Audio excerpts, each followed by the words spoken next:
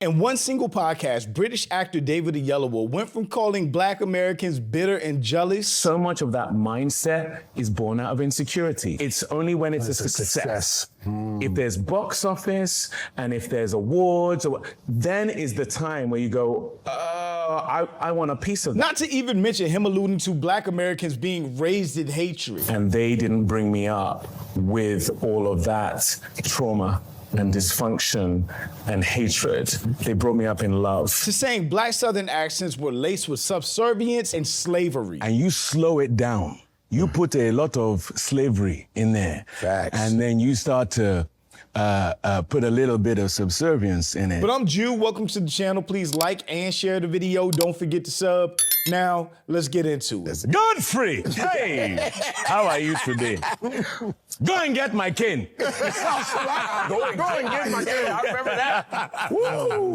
Imagine you have to go and get the cane for yourself. Oh, yeah. Right, go ahead. At a point in the podcast, David Oyelowo was doing different impressions and trying different accents. But it got really interesting once they started talking about American accents, really focused on Black people. American. Father? Or just American? No, American. Just an American accent. Did I try and be Godfrey? Uh-oh. Uh-oh. Uh-oh. Uh-oh. Uh-oh. Get on back now. What are you saying now? I don't know. I don't know. How do I sound? I don't know. How do you sound, Godfrey? Why are we doing this? Why are we getting more crazy every time I'm talking like Godfrey? How about Southerner? How about what? A Southerner. Well, if I'm being a Southerner, well, you know what? You know what happens to Southerners? If you take the Nigerian accent like this, and you slow it down, you put a lot of slavery in there. Facts. And then you start to put a little bit of subservience in it. This is what starts to happen to the Nigerian accent. Man. I don't know what's crazier, how blatantly offensive and anti-Black that statement was, or these other Nigerians in the room agreeing with him, saying facts and acting like he's spit. I know Akbar and Godfrey were both born in the States, but they are of Nigerian descent, just like David Oyelowo is Nigerian. So this is basically three Nigerians sitting in a room talking about Black Americans and how they see us, how they look at something simple as a Southern accent as laced in slavery, servitude, and subservience. It goes. Because literally, if you're down here and you start to speed it up, and then you start to take all the thing out of it, then before you know it, you're talking like this. Now we are free again. Now we are free. We are released. Hey. It is crazy and so offensive, and they are just having the time of their lives laughing at American slavery. If you are a Black American, you have to assume this is how Black people from other countries really talk about us when they're in a room by themselves. A whole bunch of Black this, Black that, and slavery jokes. And this is why the diaspora wars are even a thing, because there's just constant online disrespect or looking down on Black Americans for some reason. On top of that, there's absolutely no connection to a Southern accent, to a Black Southern accent, and a Nigerian accent. Slavery in America happened long before Nigeria was even a country. Nigeria didn't become an official country until the early 1900s. So what are we talking about here? Factually, the Southern American accent is a version of Old British English accent. Black people in the Americas are older than Nigeria. Now to add another critical thinking point, Nigerians all don't have the same accent when they speak their native language. Yoruba does not have the same accent as Igbo. What that man is referring to is the Nigerian English accent, which derived from colonialism. The Black American Southern accent derived from colonialism. We do not sound like Nigerians. We are an amalgamation of West African and Central African. And none of those people had the same accent during that time speaking their native language. One thing I need Black Brits to do is just critically think. Like, even if you don't know the depths of history of the Black people in America, the Black countrymen to America, all you have to do is critically think. If you can accept that Jamaicans have an accent, you can accept that Afro-American people from the South have an accent. I already talked about parts of this podcast a few days ago, how tone deaf and ignorant that David Oyelowo came across, especially in reference to him calling Black Americans bitter and insecure. So much of that mindset is born out of insecurity. You never see them coming after a Brit playing that kind of role when it's a failure. It's only when it's a success. If there's box office and if there's awards, then is the time where you go, I want a piece of that. He was so close.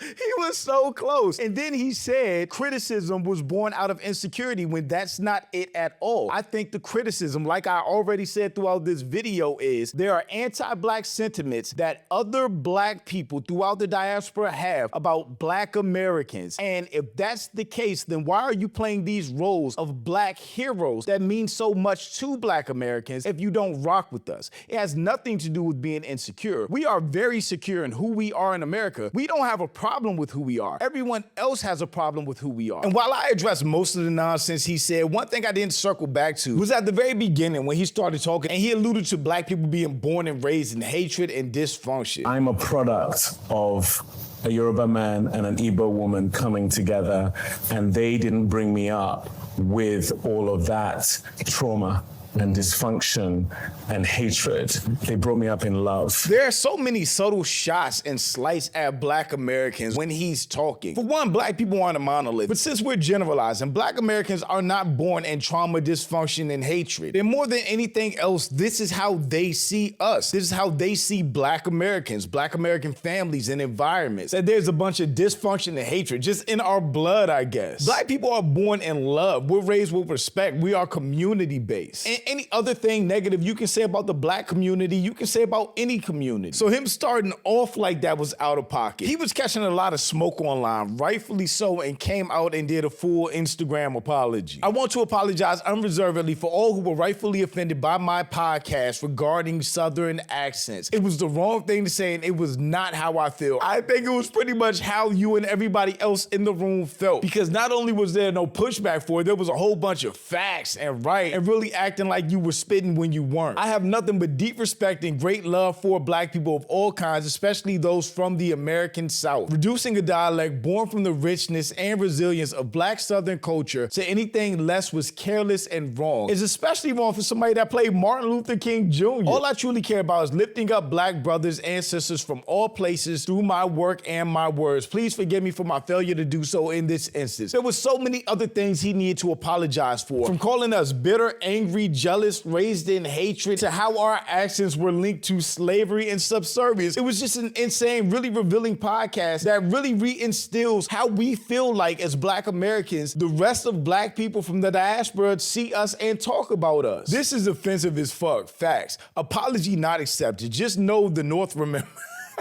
The North remembers. Rachel Van Lathan with his old man glasses addressed the Southern slavery accent as well. We can't do it like that, man. And I'll tell you. I'd just love to know what he was thinking. We can't do it like that, man. Do you think that he would have said that here? Because he's talking to two Africans. Oh, come on, don't say it like that. Like, don't make it something that it's not. I mean, she's not wrong. They felt like they had a safe space in a room by themselves, and it ended up where they start talking negative about black Americans and making fun of us. I'm asking a legitimate question here. He's talking to two Africans. The way you said I this. just wonder, because I paused because I was going to say Nigerian and I wasn't sure if both are, so that's why I said that. Yeah, I'm pretty sure everybody was Nigerian. Okay, so it was, I'm in a different space. And this is not to make excusing it, but it did make me wonder. I wonder if you would have said that to us if that conversation had come up, because we have talked to him about Black British actors taking roles of Black American actors, and we've done all that conversation, and he does talk about that as well. But I think that conversation, again, that he has on the podcast, 154 Africa podcast, that conversation he has with them combined with this accent and saying he puts a little subservience to it. Mm-hmm.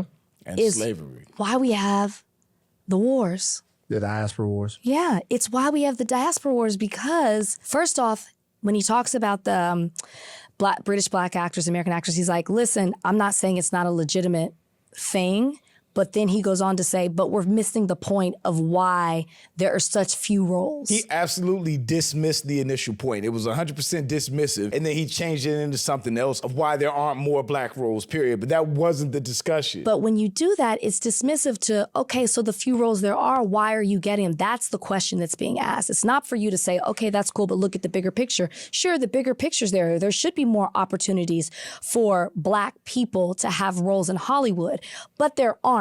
So why aren't Black Americans playing the roles of legendary, of historical Black Americans? Why does it seem to always go one way?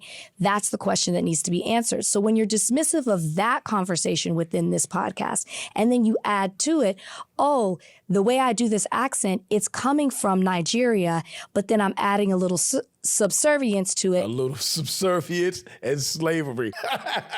It's the craziest thing to say. It's totally offensive to Black Americans, and it implies something about the language and or the dialect or the accent of how Black Americans speak in this country.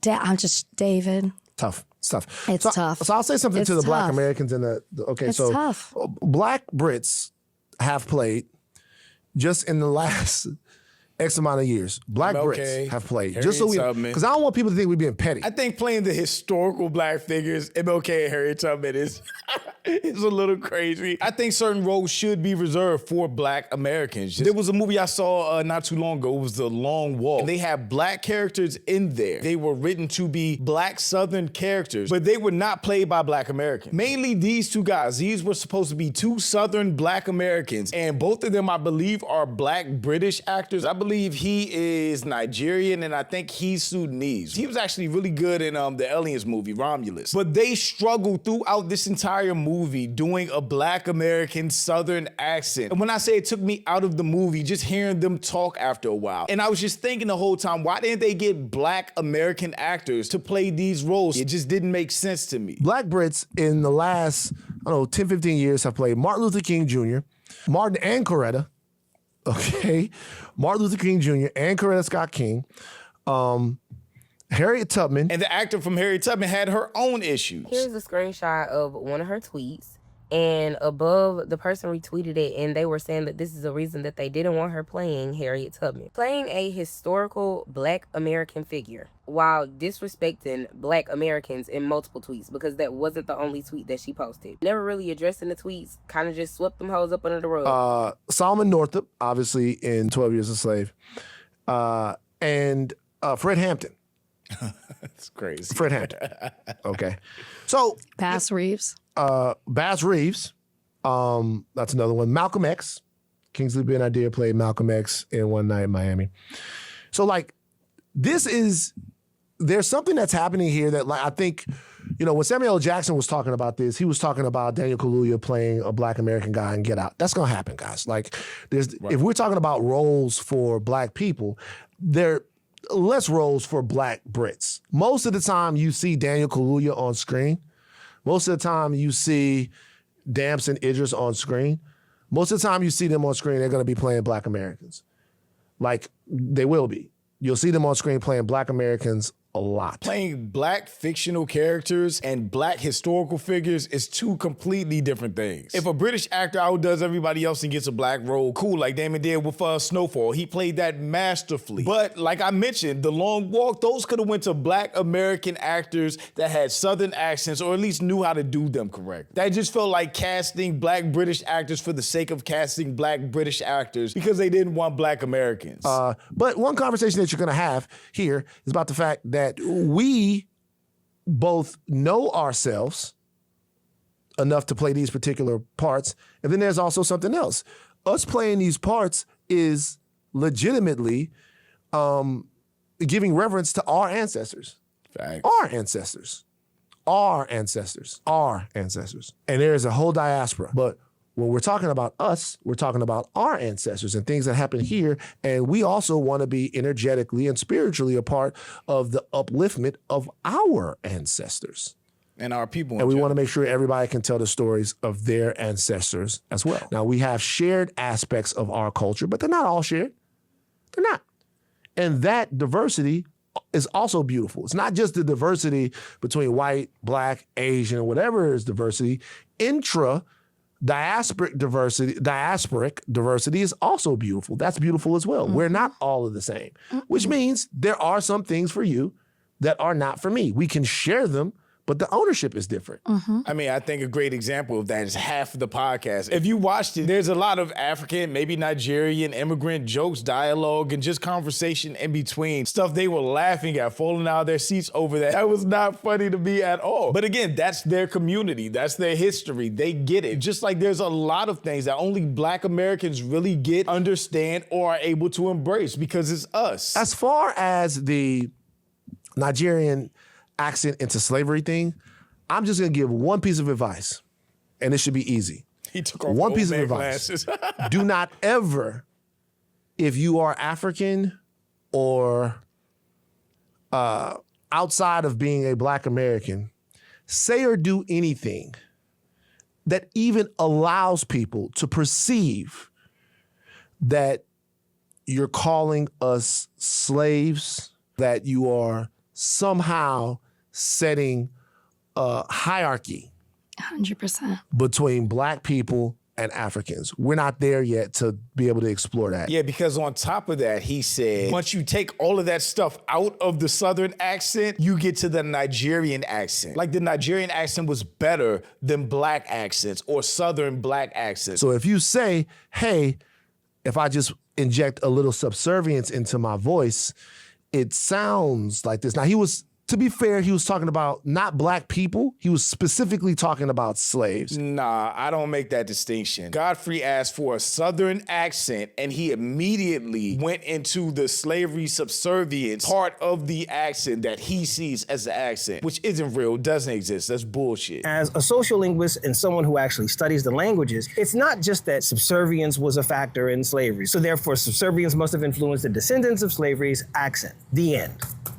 No, that's not how the development of accents works. There are factors including geography, contact, social structure, privileges, heritage languages, a number of things that goes into the collective formulation of an accent. We also utilize very strategic and sophisticated means of navigating the labyrinth of white supremacy. What David Oyelowo did was flatten out all of those years of language development, all of those years of strategy and sophistication and intelligence, and reduced it down to subservience and slavery. Our language continued to evolve long beyond the era of slavery. So to reduce it to being simply subservient is not only wrong, it is objectively incorrect. It gets wacky to me, though, when he goes, the more Nigerian we feel, the more free we are. We're not to that point yet. We're not to that point yet. Your point is brilliant. I don't think he would have had that conversation here, because I think that entire conversation plays upon a latent fear that we have that this is the way they talk when we're not around. That is the way we talk. No. That is the way they talk when we're not around. They just proved that. Oh, 100%. He got comfortable. Yeah. Why did you choose? What were we thinking? Well, subservience is what a slave would be. I know, but to say, just to like... It's just weird. It's weird. We don't want to know the process of how you went from Nigerian to slave. It's not weird. It's wrong. And is that's wrong. why people It's are... disrespectful. And that's why, yes. And that's why people are upset. And you... Using the word hierarchy is so key, because you literally started up here, like hand motion, everything in the way you talk. And by the time you got to doing a Southern Black American accent, that's what it was. It wasn't just like you were down here like this, talking. Yeah. I want them to go back and watch it. And there's just not enough trust that we, like, as a Black man from here, I don't trust that the rest of the world don't look at us as the dregs of society. That's not the way that they feel. This podcast was absolutely disastrous for David and Godfrey, for real, who is known to set the record straight and counter a lot of these anti-Black narratives. But in this episode of Longfellow Africans, he was kikiing and laughing at every anti-Black thing said. What he said was not only anti-Black, but it was also factually incorrect. But shout out to my channel members. Thank you so much for supporting. And thanks for watching. Y'all let me know what you think about all this in the comments. Also, make sure you check out the next video. And don't forget to follow me on Instagram for behind the scenes and life stuff. And I'll catch you next time. Peace.